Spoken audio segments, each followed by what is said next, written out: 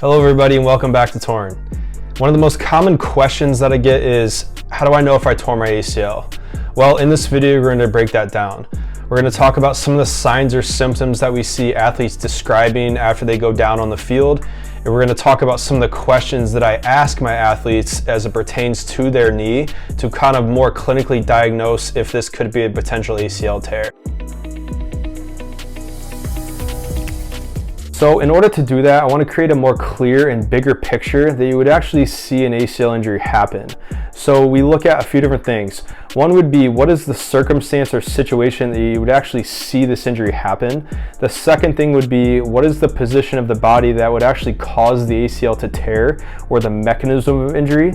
The third thing would be, as we described, what is the athlete complaining of? What are the signs or symptoms? And maybe what are some of the questions that I ask in clinic that would indicate something further with the ACL? So first off, in what situation would we see an ACL injury happen? Right? I'm not going to tear an ACL while I'm sitting here right now talking to you. I'm not going to tear my ACL while I'm walking down the street unless something traumatic happened. These basic movements that we would perform throughout the day, an ACL injury is not going to happen unless it's a traumatic event. So me doing something stationary versus something traumatic, we want to delineate those two things. So ACL injuries happen from more traumatic events, and we'll talk about those next. So in sports in particular, the ACL injury occurs when the knee is put in a vulnerable or very disadvantageous position. So a few different examples of this. One would be a situation where there's a very quick change of direction, like cutting. So in that video, and I'm going to discuss this video a little bit later on as well, in that video that athlete is cutting left to right, that is a very quick change of direction or a cutting position that you might see the ACL injury happen. Another movement that might take place that causes an ACL injury is a movement where I'm running and having to quickly decelerate or react to a position. So in the video, you see that exact same thing happening. You see that soccer player defending the person on the ball. They're running up to them and having to change their direction or react to what that person on the ball is doing. And that's when that knee is put in that vulnerable position. So in that instance, we would describe that as a very quick deceleration event combined with some sort of a reaction or reactionary movement that causes that knee to be put in a position that is vulnerable. Last example that you might see causing an ACL injury is some sort of landing event. So think about something like basketball, volleyball, where that athlete's going up for a rebound, they're going up to spike the ball, and they land a little bit awkwardly on a single leg. This is another example of a non-contact injury that might cause an ACL injury. So now that we've discussed the position or the circumstance or situation that athlete might be in, let's talk a little bit further about what position is the knee in that actually causes the ACL injury to occur. In order to do that, we use the word mechanism of injury. All that means is in what position is the knee in, or what vulnerable position is the knee in for the actual injury to occur itself. I'll be a little bit more brief in this particular video about the mechanism of injury for an ACL tear. If you click the link above, this is a more in-depth and detailed description of what's happening at the ankle, the knee, the hip, the torso, a little bit more in depth of what's going on at those specific segments of the body. So click that link above if you want a little bit more detailed description. In this video, we'll talk a little bit more brief about what's happening, and I'll show you a visual. That way we can get just a better understanding of what's going on. So when we talk about the signs or symptoms of an ACL occurring, that makes a little bit more sense. So to go back to the video that we looked at earlier, let's use this as a very good example of a prototypical ACL tear. Obviously, we've seen ACL tears happen in sports, not from a specific position like this. If you look at someone like Kyrie Irving's, his was a little bit more of what we consider like a hyperextension injury. That can also tear the ACL, but what you're looking at here is more of what we describe as kind of the most common way or the prototypical way in which an ACL tear occurs. So to describe the mechanism of injury for this particular video, let's go straight to the foot. So looking down at the foot, you see the foot is firmly planted on the ground. There are certain circumstances, quite a bit more rare, that the foot is off the ground. Generally, when we see ACL tears coming into our clinics and athletes, who have gone through an ACL, generally that foot is firmly planted on the ground. So you can be fairly certain that that will happen. Going up, you kind of look at what's going on at the knee. You can kind of see that the knee falls in. That's what we describe as dynamic valgus. And dynamic valgus is actually a combination of a couple of things. So firstly, when we look at what's considered the tibia or the shin bone, that tibia is actually what we consider to be abducted. So it means moving away from midline. The other part that we see going on at the tibia is a slight rotational piece. So if I'm looking at the knee, you see a slight rotation. It's quite a bit more difficult to see in a video, but you do actually see a little bit of a rotational piece going on at the tibia. And we'll talk a little bit more later on about a specific test that we use that helps describe that position of the rotation of the knee to help delineate whether it's an ACL injury or not. So as opposed to the tibia or the shin bone that we consider to be abducted or moving away from midline, you look at the hip and it's the exact opposite. So the term that we describe the hip to be in this particular situation is an adducted hip, meaning it's moving inside of midline. The combination of the adducted hip and the abducted tibia causes that inward movement of the knee, and that's what we describe as dynamic valgus. So you do also see a rotational piece going on at the femur as well. So as we described the external rotation or the rotation of the tibia or the shin bone moving away, we actually see more of an inward rotation of the femur. So that is what we call an internal rotation of the femur. So we have an external rotation of the tibia, meaning that's rotating out. We have an internal rotation of the femur rotating in. And as we describe those two rotational pieces in conjunction with the adduction of the hip or the femur and the abduction of the tibia, that's our dynamic valgus. So the last thing in this video that I want to describe is what's going on from the waist up. So more of the torso. So generally we say, ACL tears happen from a dynamic valgus movement or the knee falling inside, and that's what causes it. But we actually see a huge and significant factor coming from what's happening from the waist up. So in this video, it's a prime example of what's happening here is you see a major lean of the trunk toward the side of the injury. And actually, if you look a little bit more closely, you see that that lean occurs slightly prior to the knee caving in. So there is a huge component to what's going on from the waist up, and we need to consider this during the rehab process when it comes to core and hip control. So we've kind of set the frame or the picture for the certain circumstance in which an ACL tear would occur, and then what's happening specifically at the body, so the ankle, the knee, the hip, the torso, in which would put the ACL in an disadvantageous position. Now, if all of those things kind of check out, what is the athlete describing? What are the questions that I'm asking the athlete? What does the athlete say? What does the knee look like?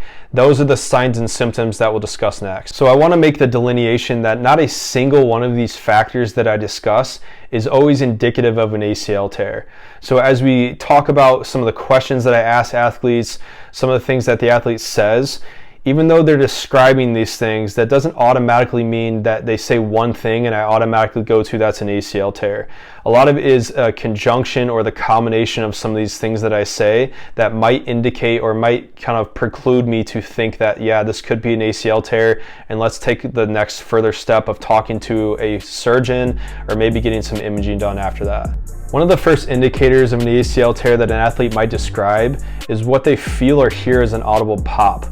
This isn't always indicative of, I'm going to go straight to an ACL tear, but it can be indicative of potentially meniscus issue or something more going on within the knee. So it is a fairly telltale sign of something happening within the joint that may give me an indication that it could be something like an ACL injury. So aside from the characteristic popping sensation that the athlete may describe, the next feeling that they get is sharp and immediate pain. So they might be down on the ground yelling, they might be screaming, holding their knee, they feel immediate pain. Once again, some athletes that I've had, whether it's an athlete who has a high pain threshold, some athletes don't necessarily feel an ACL tear occur or feel the injury to the knee itself. They may just go down and feel, something else, but they're not necessarily screaming in pain. But this is a fairly telltale sign of that pop sensation occurring, followed by immediate sharp pain. Moving along sequentially, following the pop, following the pain that occurs, a lot of times what we do see with true ACL injuries is immediate swelling. So this can happen within 30 minutes. It can happen with even 10, 15 minutes leading up to a couple hours. You see immediate swelling going on in the knee.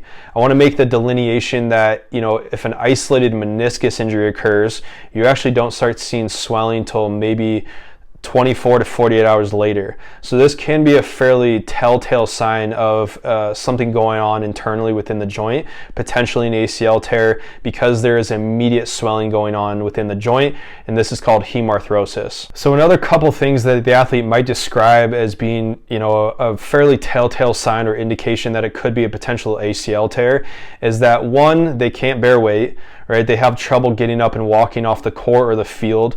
The other thing that they describe is that the knee wants to feel like it's giving way, or that there's some sort of instability. This is a very telltale sign of what the ACL's job is. So the ACL's job is to support the femur and the tibia from moving too much on each other. So if I look at my knee model, here's a model of the knee. You have your femur here, tibia down here.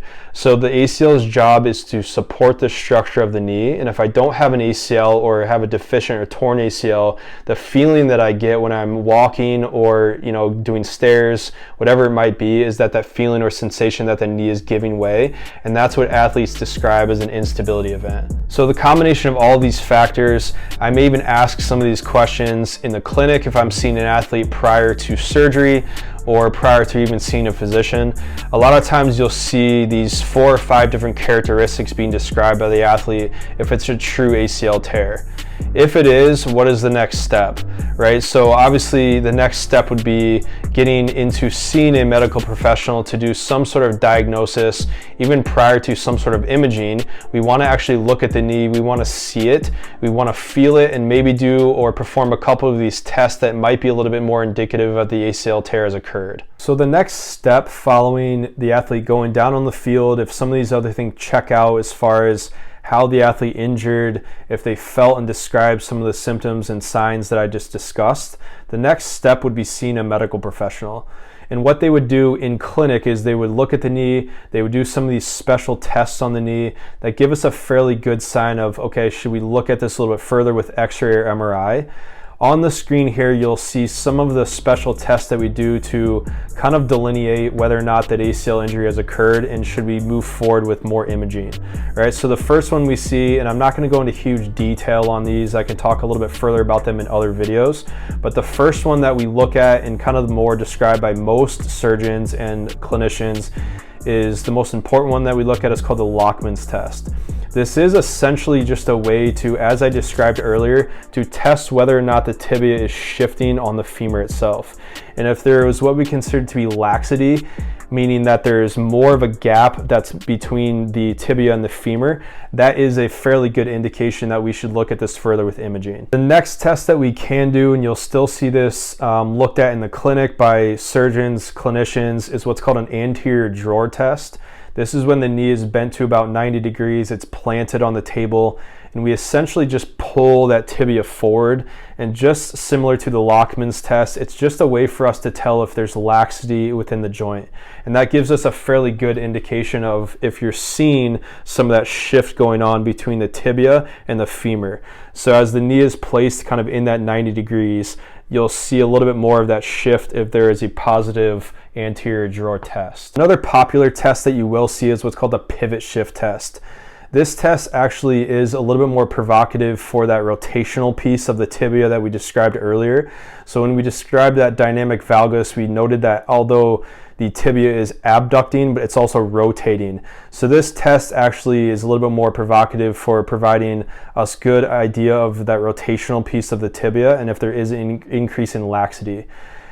I will say this, a lot of times athletes don't necessarily like this test. It's performed quite a bit under anesthesia when the athlete is actually going into surgery, that when they are completely relaxed, the surgeon may be able to get more of a positive test out of this one. I'll provide a link in the show notes to kind of give you a better idea of what that actual test looks like, but it is a fairly important test that we see in clinic to provide if there is more of laxity in the rotational side of the tibia. So I hope this provided you a very clear picture of how an ACL injury occurs. So we looked at the certain circumstance or situations in which you would see this injury. We looked at what the position of the body or mechanism of injury that the body is placed for the actual ACL injury to occur. And then we looked at some of the telltale signs or characteristics that the athlete describes or the questions that I ask in the clinic that might give me an indication of we got to look a little bit further into this because it could be an ACL injury. If you want a better description of what an ACL surgery looks like, click that link above and we'll catch you guys in the next video.